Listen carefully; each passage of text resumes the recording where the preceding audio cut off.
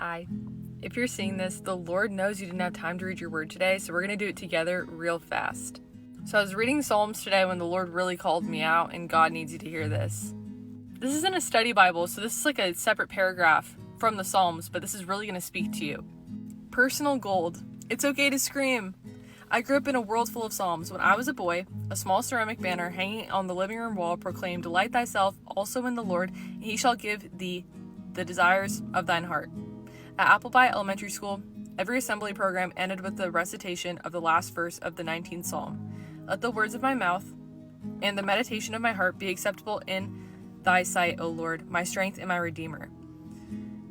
A counted cross stitch that came some years ago as a Christmas present also bears a message from the Psalms. Show me thy ways, O Lord, teach me thy paths.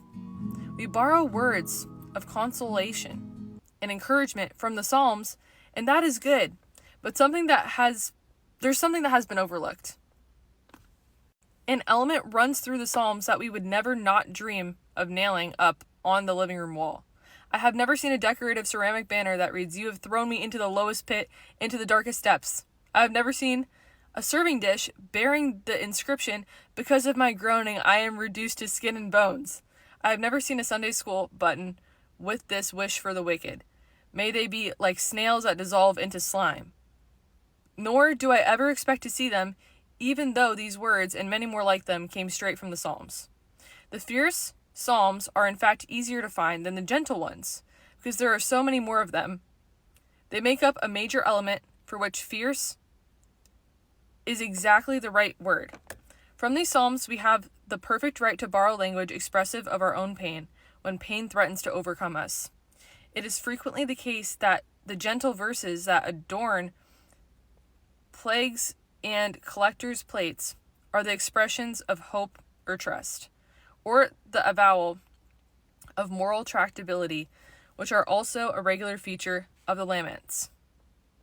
The verse on your cross stitch may indeed be from a lament that is from a psalm of rage and terror screamed into the wind.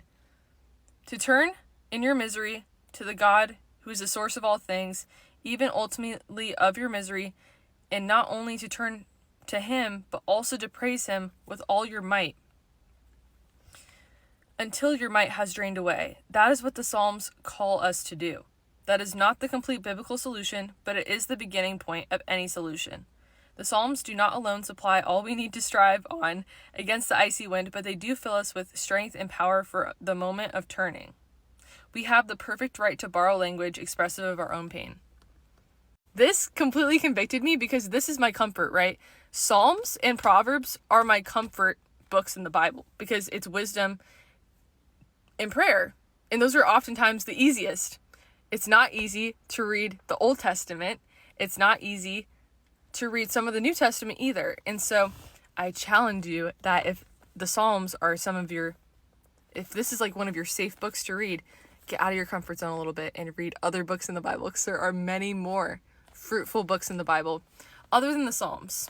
And I was feeling so convicted because I normally look for the nice, gentle Psalms, but this is so true. A lot of the Psalms are like suffering. And so if you felt convicted, if this helped you today, like this video, follow for more, and send this to a friend that tends to stay in the Psalms in their Bible.